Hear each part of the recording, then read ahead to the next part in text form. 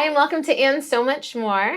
I am sitting here with such an amazing collection of people. I have Rob Way over here on my left, Erin Baird, who is one of our midwives at Centra, and then I have Kathleen Davis, who is actually part of our marketing team here. We are on the same team. Yeah. We get to see each other every day. And so as we've talked about this topic we're going to present today, which is healthy over skinny, we had so many great conversations and ideas, and I was so educated by each of these people that either I've interacted with, and I know Kathleen, you and Erin have a close relationship. And it's just time to destigmatize and educate and have a very in-the-light conversation. So starting with Rob, I want you guys first introduce yourself so that way our listeners can get to know you a little bit.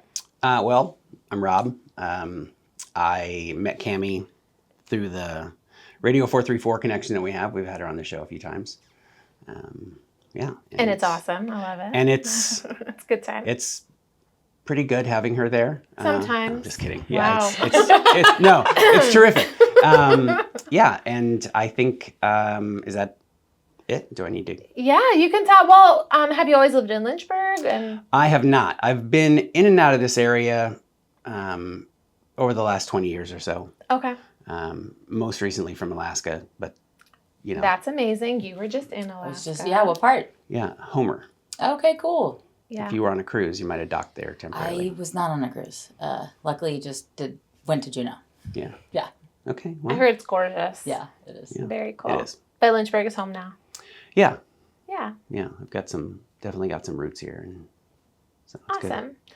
Erin, I know many of our listeners probably know who you are. She's very famous. She is a rock star. I've been here a long time.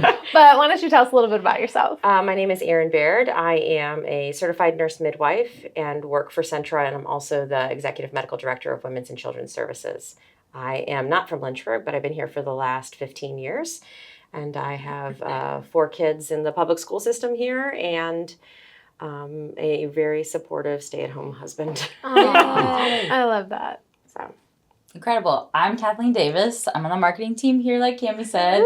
I also do some history tours here locally on Saturdays. Let's see, what else? You are also kind of like a local celebrity. This is true. Don't be shy. This is true. This is a thing. Yep, that's this true. is a thing.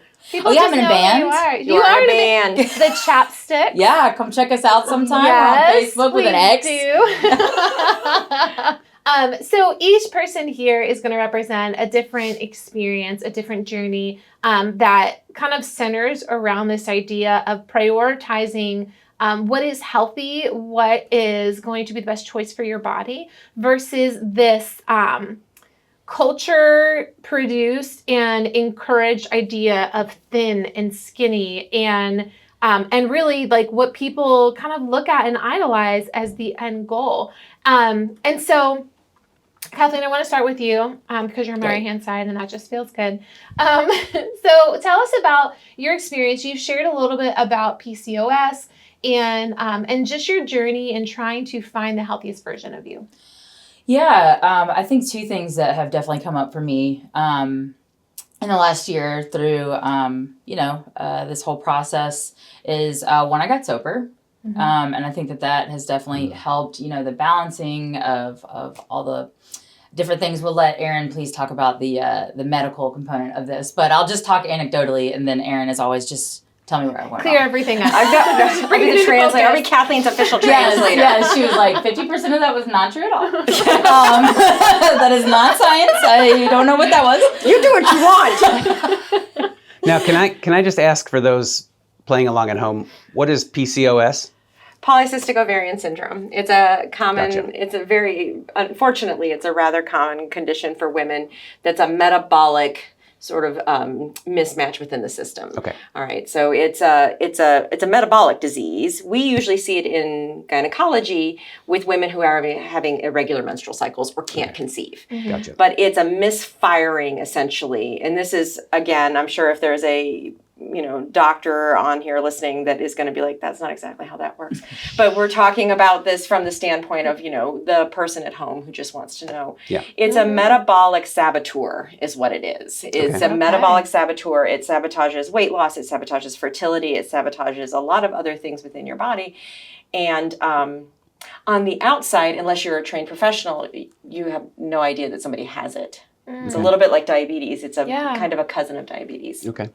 And I think it's so important just, to bounce off what you were saying too, for like healthcare professionals to like acknowledge that in these conversations when they have that, because it can be very frustrating. Like, as a patient to be like, I know this about PCOS. Why are you sitting here saying like, Kathleen, this is the only thing that will solve. I know it's impossible, right? But I need you to lose weight because that's what's going to make you healthier. Right. I know that your body is going to sabotage you through that process and not be supportive at all. Like, how can we have a different conversation? Like, how can we kind of acknowledge the things and the barriers that, happen within our bodies and have a different conversation? So I'm really excited to be here to kind of talk about my experience with that too, because, in the past, I have had some super like, harder interactions where I just have to be like, I know what PCOS is, like I said. So, So you mentioned that your health journey started with getting sober, and I love that because I think that so many people don't realize that might be their first step, and it can be a pretty big hurdle sometimes. So what helped you get over that hurdle to step into this healthy journey? Yeah, I just wanted to. Like, I hate to say it like that. I love that. But I just... Well, you're not going to do it if you don't. Exactly. Right. So it really is it's an internal motivation. Well, that one is a decision that has to be internal. Yeah. You talk about sabotage. I feel like you self-sabotage if you haven't yet come to that decision where you're like, I don't want to do this anymore. Yeah. Yeah, and I just thought, like, what are some other ways that I can sort of, like, rig the system? It's me, I'm the system, right? Like, that was something that I felt like I could give away wholeheartedly, and then, you don't have, like, the cheeseburgers for breakfast, which, don't get me wrong, still happens. I love a good cheeseburger for breakfast. I mean, come on. Sometimes on Saturday morning, McDonald's is just calling for you, and you have to go. Now I'm Amen, hungry. sister. Yeah, like, those are things that you cannot help, right? PCOS, you can get around, but, Oh, I love it. We're going to have to set up Did that answer your question? Well, yeah, no, it does. It kind of starts on like what was your first experience when you were you trying to lose weight specifically, or were you just kind of like, I need to get healthy? It was about getting healthy, and throughout this whole process, I've probably weighed myself 3 times. Over the last 18 months. And that was just too because I was tracking with other medications. I actually had to with my doctor to kind of like just kind of keep an eye on different things. Yeah. But I just felt like I was so sick of focusing on the weight loss part of it. Like it even just feels cringy to even like re-say that because that never worked. It didn't work once. Like the shame cycles and that type of stuff, like that didn't work. Not drinking was something that I could take back and did sort of have a ripple effect in other ways. But there are other things that will work better for other people in terms of like getting healthy, which is the way that you have to phrase it. And it didn't really work. I didn't see real results until I started thinking about it like that. Yeah. So Rob, how did your journey start? What was like ground zero for you? Ground zero is pretty tough. Yeah. I don't know. Do you want just the realist version? Absolutely. Yeah. And how long ago? Like when did this start? Yeah. So in 2011, I weighed 555 pounds. Wow. I had 3 kids that I couldn't interact with. My now ex-wife, I wasn't much help around the house. Couldn't really do much for myself. I had decided that enough was enough. And I had a plan to kill myself. Keys in hand, walking out the door to a buddy of mine's house to borrow one of his guns. Wow. And a nurse from my doctor's office called and said, hey, I know you've been talking to the doctor about your surgery. or trying to get a weight loss surgery. And we've had some hurdles with insurance, but what you don't know is that I've been working kind of in the background for the last 3 or 4 months, and I've got you approved. That's incredible. Her name is Emily, and she quite literally saved my life with that call. That was the beginning for me. I had tried, you mentioned having conversations where you're telling people that, I know what PCOS is. For lack of a better word, fat people know more about diet, nutrition, how to lose weight than a lot of doctors. I mean, I knew it all, I had been on and failed so many diets and so many programs, to the point where trying one, I knew I would fail. So Did it become almost triggering? Just to even start one, you just felt like the hopelessness still, or did you? Yeah. Yeah. Yeah. I have that conversation with patients. I'm like, Yeah. I know you've already tried everything. Yeah. I don't eat salads. I hate salads because of all the dieting that I've done over the years. I literally don't want to walk in a gym. Yeah. I don't want to have anything to do with that. I'll probably never eat a salad in my life. Yeah. I hate salads as well. Yeah, it's a thing. It becomes a thing. It's sad, isn't it? But I Wow. It's true. It's true. but I eat them. Good for you. Because, well, I am really awesome. So I mean, You I are. am feeling that. You are very so that's awesome. why. But it's about it.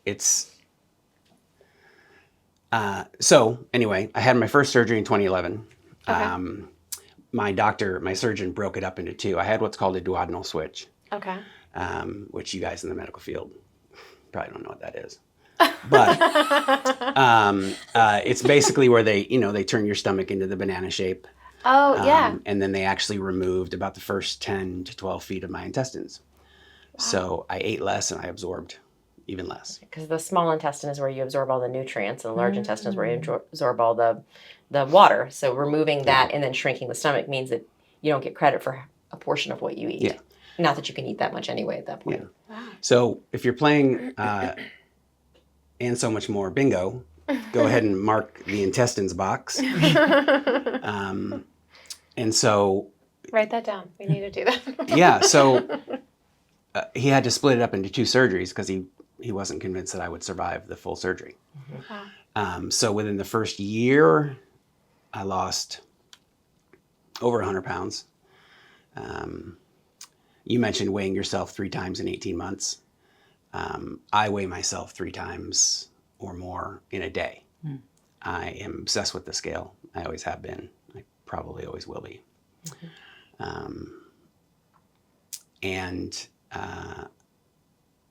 We talk about healthy versus skinny. I don't think that I will ever be skinny, just because of my frame and just because of, honestly, some of the damage that I did to my body, being that heavy. But as long as pounds are coming off and as long as clothes are getting big, and you've seen some of my Facebook posts, I have so few clothes now. I was telling my girlfriend the other day, I was wearing a size 40 shorts, and I just bought them. I hadn't even put them on yet, and they were too big. Yeah. So it's definitely been a journey that has had a lot of different ups and downs, because initially, when you shock your body that much, there were days when I would lose 6-7 pounds in a day. And after the first 2 years, that stopped. And so I had to work then. And so that's where, hopefully with a surgery like that, you use it as a springboard to develop healthier habits, eat the salads that you hate. Salads I hate. Yeah. I'll eat the deconstructed. Yeah. Cucumbers, peppers. Yeah, and my girlfriend eats some food that, like, you just can't imagine. I mean, it's stuff that I I would have never. Right. In fact, I would have suggested other people not eat. But it's Wait, I'm so curious. What is one example? So tofu. Oh, Ah. I've never been able to do it. Um, I'm sure it's Best delicious. if it's fried and you dip it in things. So- That's the gateway drug to tofu. Yeah. So she made this dish for us the other night. It had kale. It had quinoa. That's how she pronounced it. She doesn't know it's actually pronounced quinoa. It's totally quinoa. Yeah. It had sweet potatoes. It had chicken, Yum. and not fried chicken. Rude. But it was delicious. Right. It was Yeah? delicious. Yeah. The audacity. Yeah. And so it's about continuing to change, and it's about adopting new patterns and new lifestyles because Yeah. I used to tell people that, when I was 550 pounds, I mean, nobody's that hungry. I didn't eat because You were hungry. I was hungry. And as I started losing weight, I actually felt hunger for the first time. What was that like? I was hungry. It's really a very disturbing sensation when you realize what it really is. Yeah, there's a lot of disturbing sensations. Like I was in bed one day and I couldn't get comfortable. I'm laying on my side and I'm just like, what is going on with this friggin' mattress? And I put my hand under. It was my ribs. Wow. My ribs. I hadn't felt them Interesting. in years and years. Wow. And so, and you kind of think about that, and yeah, that's kind of funny, but it's just kind of a testament to how far gone I was. Yeah. I've lost 322 pounds now. And Not It's- without effort and not without sacrifice. And you've also, I assume, I'm making an assumption that you've had to have the skin surgery.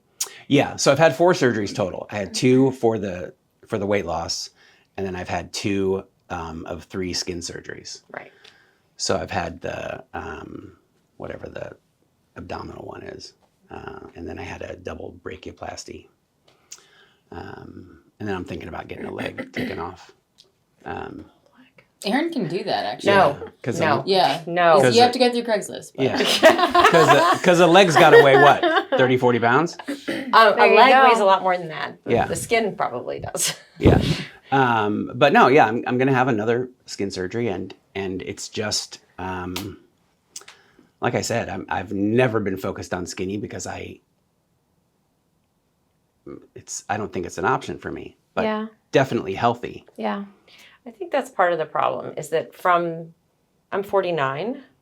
And so before pre-internet, I survived pre-internet high school and everything, but there were magazines, there was MTV, there was the TV shows and movies and things like that.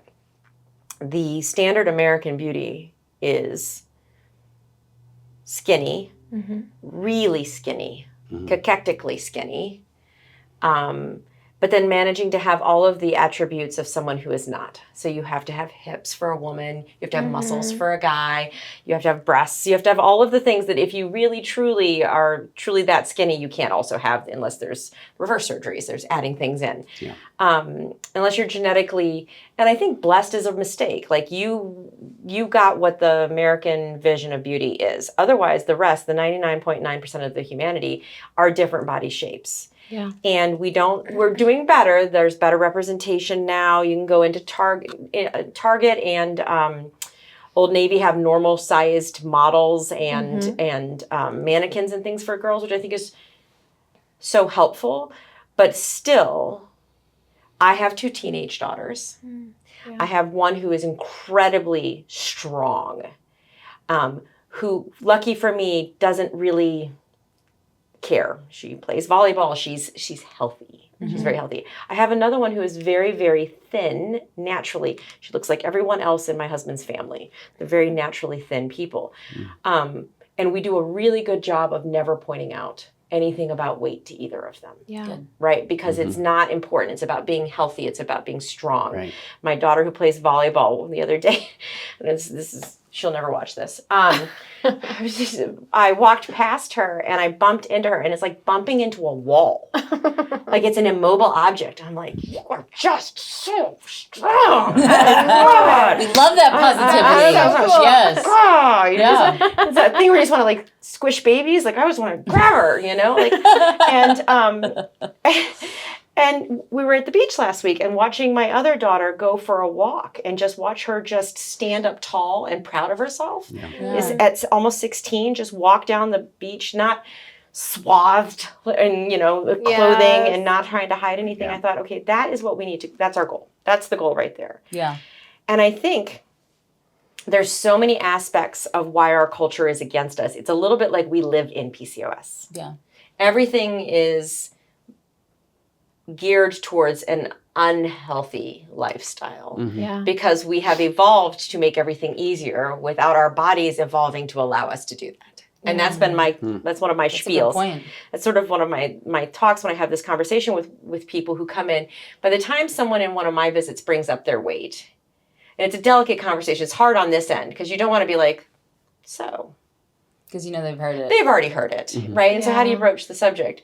Did you have anyone who broached the conversation with you in a way that made you feel safe? Like, is there advice from the patient side of things on how to have that conversation? Or how to bring it up the opposite way? Did you feel like you finally could say something to someone and they heard? Because obviously they were working on the weight loss surgery for you. Yeah. That was the first doctor. She was the first doctor who I felt comfortable with. Okay. Every doctor that I had seen, regardless of what it was for, if I went in for a sore throat, if I went in for anything, Right. one of the questions I was always asked was, do you have diabetes? Because I was huge. Right. You know, I never did, fortunately. But yeah, I mean, it was a subject that everybody brought up, and no one did it in a helpful way. I want to pause to put a pin in that for just 2 seconds. I do want to point out something very important about what you just said. Just because someone is of a higher BMI, which is the body mass index, which is an outdated, stupid way to measure health that we still utilize, just because you are heavier does not necessarily mean that you have diabetes or hypertension or high cholesterol or liver disease. There are people at what modern Western medicine would consider obese who don't yet have, other than a metabolic challenge, don't have any sequelae from it. And I think that that's when we're looking at people on that curve of what's normal. When we look at somebody who doesn't meet the American standard, we think of them as unhealthy, Yeah. right? But there are plenty of people who can do athletics and yoga. Look at some of the people who shot put, and they are not fitting the American standard of beauty. Rugby players in general do not, on either gender, fit the American standard of beauty. They are still very, very healthy people. So I just wanted to make sure that we have that, that's Erin's, subtitles. Yeah, I was always fortunate enough to have very low cholesterol. My heart was healthy.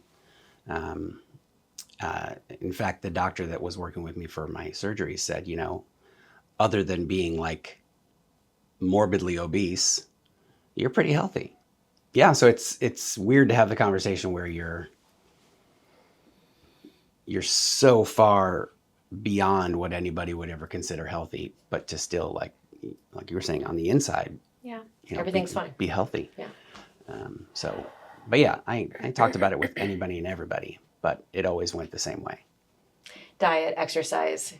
Yeah. All you have to do is just move more and eat less. Right. Which I think is my favorite thing that I've said to people. I have. And then I think I had an epiphany maybe a couple years ago where I realized that that's essentially when a parent tells you maybe. Like it means no. Like it doesn't work. And so I think it doesn't work. It gives you no tools. And I feel like I've watched patients, and I myself have tried everything from keto to low carb to Mediterranean to all, I think things like that. I think like the Mediterranean diet's an ideal diet to live on when you're healthy, when you're of a healthy weight. I think, or when you're trying to eat healthy. I think the Mediterranean diet is a wonderful, best healthy diet I still don't think it helps somebody who is obese. I still don't think it helps Yeah. by itself somebody who is metabolically sabotaged by their body with PCOS. I don't think it's enough. And I think telling people that by themselves maybe just sets them up for failure. If it was willpower alone, no one would be overweight. If it was willpower alone, no one would ever drink to excess. If it was willpower alone, our whole society would be different. But that's not it, because it's not willpower alone. It's impossible when you're in the pit to think willpower. I think, right? Yeah, and it's just such a simplistic, ridiculous thing to say to somebody. Yeah. Right. You know? For such a complex. Yeah. Obesity is a disease. It is a disease. We all agree it's a disease, except for the people trying to sell you something. Yeah. Well, because what's cheaper, 10 chicken nuggets or, fresh produce? Yes, and we've done that. Frustrating is that? Yeah, But that doesn't make it into the patient room, And right? who eats That just 10? conversation. The Right, conversation is always, have you tried exercising? Right, And right. it just makes you want to just slap somebody. Right. It's going to be 100 degrees this week every day, right? Yeah. This is right now I was walking into the building. This is the nicest it's going to be this week. Yeah. Yeah. Right. So telling someone, I need you to go out and exercise. Well, if they're working 2 jobs, not real. if they've got kids to take care of, when exactly do you want me to exercise? Yeah. And you know what exercise also does? It makes you hungry. Yeah. Yes. So that's the other side effect. And of telling people that is just more mental stress for them. Like when you asked earlier, like what is something that you could hear back? What if that conversation turned into like, are you in therapy? Yeah. Like have you been able to find, I saw you just moved here. Have you been able to find like local therapists to where you can kind of talk to this side of what you're going through? Yeah. Like that just feels so much more caring, because when I say, I got sober this year and like all these things, like I did that because I'm in weekly therapy. Right. Like I didn't just like wake up one morning and be like, that's all done. I'm just gonna fix everything. I'm bored with that. Right? Like you that have would be to, lovely, but that's not how that works. Yes. Right. Yeah. It's really not. It's really not. And then when you have things like preservatives and the things when you were mentioning, like, I was never that hungry, but at the same time, when you're eating things like, in America, our food is garbage. I had a friend tell me the other day, maybe it was you, someone went to Italy that has like Crohn's or something. Yes. And she can go over there and eat pasta and all those things because it's really the trash that we put in things here, right? So when a doctor looks at you and says, have you tried diet or exercise? It's this new thing I just thought of. It just makes you go, what about all these other things? Right. And that is not an experience I've had here. You can blame Atlanta for that. Erin Baird is an absolute angel. And I will say another thing that you did for me that I will never forget is the first time that I went to you. You pulled it up on this big screen and you actually walked me through while looking at my own self, like my ovaries, how this worked, and like got a pointer, and she was like, and this won't do this. And I never understood PCOS. I knew it was a thing that limited my ability to get healthy or feel good about myself in aesthetic ways. I knew all, that I definitely knew about the pain it brought and all the other things that it brings. But you sat there with me and I just like went home and I was just like, I have never understood my body in this way. And that was a huge help. Well, thank you. Yeah. I love that. And You're that's welcome. a perfect example of what it is supposed to look like. I think I think a lot of it in healthcare is listening, but also understanding culture. You can't tell people who live in a culture like my husband's family is Asian, and so me saying, I need you to cut back on your carb intake, like I need you to eat less rice, is going to be culturally inappropriate. Like my family eats rice with every meal. Breakfast is dinner before with rice and an egg on it. I mean, that's Filipino breakfast. That sounds. That's what we ate. I mean, literally Way better than the tofu. Yeah. And I'm hungry. There might be tofu. I'm hungry. I'm getting more and more hungry. And so, but I think it's important to understand culturally, we are sabotaged as a culture. So if you're looking to get healthy, the first thing I would say, if we want to go into like actionable items, the first thing to do is to sit down and take what is it that drives you, in the sense of, when I'm not sleeping well because I don't prioritize sleep because I doom scroll, maybe the reason you have empty calories the next day and is because you have anxiety, therefore you're not sleeping, therefore you're eating calories to keep you up the next day, and therefore you're depressed because you're also not living where you want to be, so now you're eating to give yourself a dopamine release for food. So yes, I think that therapy, I think that taking stock of the things, not once in there did I say don't eat McDonald's for breakfast. I didn't say that. God. Right, I didn't say that because I also think it's a little bit about coping. And so for me, I think it's about looking at the situation as a whole, but it also has to be when someone's ready. Yeah. Right. Well, and since my experience is just completely weight loss, the first time I had ever heard this was when I sat down with my initial consultation with the surgeon who did my weight loss surgery. He said, bodies have an internal, kind of a temperature, not heat temperature, but An engine running. where they like things. Yeah. And he said, there's no amount of diet and exercise that's going to fix you unless I lock you in a cage. Right. And control what you eat, because your body is going to fight you, and it's going to be a battle that you can't win. And I didn't think to myself, great, I'm off the hook. I'm not some fat slob that just likes to eat 7 pizzas a day, which I never did. And nobody is that. Yeah, but But that's the internal voice. Yeah. Yeah. And sometimes it's an external voice. But he had given me a little bit of hope. Yeah. And he even, I remember having a 1-year post-op check with him, and he said, I want you to look at something. And I didn't know this, but one of the nurses in our initial couple consultations took a picture of my face while we were talking. And he pulled it up and he said, look how angry you look. Look how hopeless you look. Look how, Yeah. And then I see a completely different person in front of me now. And I just thought, my God, if that's how I look on the outside, no wonder I feel like I feel on the inside. Right. And I hated myself, and unfortunately, fat brain is a thing. No, it's very much so a thing.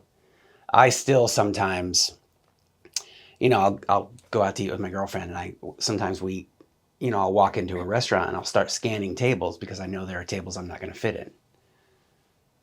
But that's not true anymore. Right. I look at the menu for something that's going to be enough food. Right. Not remembering that I can't even get through 10 nuggets. Right. You know what I mean? Yes. So it's like there are still some thought patterns and things that I, now 12 years later, haven't gotten a hold of yet. Those are hardwired in, though. Those are years and years and years. It's no different than when I have, because I've lost about 50 pounds. Give me some right now. And I think that I had tried everything, and it's okay to share, I guess. We're all sharing. Yeah. This is what we do. We share. And I've done it through injectable. I've done it through Wegovy. Mm-hmm. And I think that people, when I would have to go out to dinner for business, I would have pre-dinner anxiety. I didn't want to eat too much. I didn't want to look like I was hungry all the time, because the message sending for me is just not on. Like, there's no full. There's no full. There's no satiated. There's no comfortable. There's no nothing. Like, there was nothing there. There's no off switch. Yeah. And so I had managed through every possible dieting probably on the planet, and also probably that my temperature, my internal temperature, kind of would get to a spot and stay there for a while, and then it'd be like, well, okay, we can move over here, and up moving, up regulation. And I also had a weight loss physician, tell me that, first of all, he was really kind, and he said, on the bell curve, you're fine. Now, this was 30 pounds lighter than I was when I went on the medication. Mm-hmm. I was still, on the bell curve, you're fine. You're not unhealthy. You'll live just as long as you should, blah, blah, blah. but I didn't feel fine then. And then 30 pounds later, COVID, life, raising children, work. Not that Centra is a bad place to work for. I'm just work. Just got worse and worse. But I had tried everything. And now even today, where I know that even if I go out to a really nice restaurant and there's going to be great food, I'm going to get full. But I scan the menu to look for things that I can eat and things I can't eat, the can't eats. And I think that, I just went to the beach for a week and I brought a bunch of different swimsuits because, swimsuits. The devil. That's a separate podcast. That's a separate podcast. We do not have time for that. We do not. I just don't wear anything. That solves the problem. Yeah, and, But and after a while, you're not allowed on any beaches anyway, It's so a the problem's solved. Yes, this is a good idea. I'll try that next time. But you know what I did? I slapped on a two-piece because it's 1,000 degrees and I wanted to be comfortable. And I was like, you know what? I'll do it. And so, and I was comfortable, but I wasn't initially. And I think that's also a holdover. And I still did the walk by the reflection in the glass and do the, and your brain still makes you the size you were. Yeah. But the thing that's really kicked after this week of vacation is that, and I was thinking about this on the way over here, is that now I had to run along the beach because I had to go get something. And I ran like 50 feet, which is the longest I've run in a very long time. And it didn't hurt. Yeah. I mean, I was winded because I need to work on my cardiovascular health, Yeah. but asking someone who's obese or who's overweight to exercise on joints and muscles and bones and feet and things that hurt when you just walk up to the kitchen is a different story. I feel like now I'm in a place where exercise is something I could consider. Yeah. Thank you guys so much if you joined us for part 1 of our series that we're doing, Healthy Over Skinny. We're going to dig in on part 2. I have got my same crazy crew here, and so we're just going to dig in.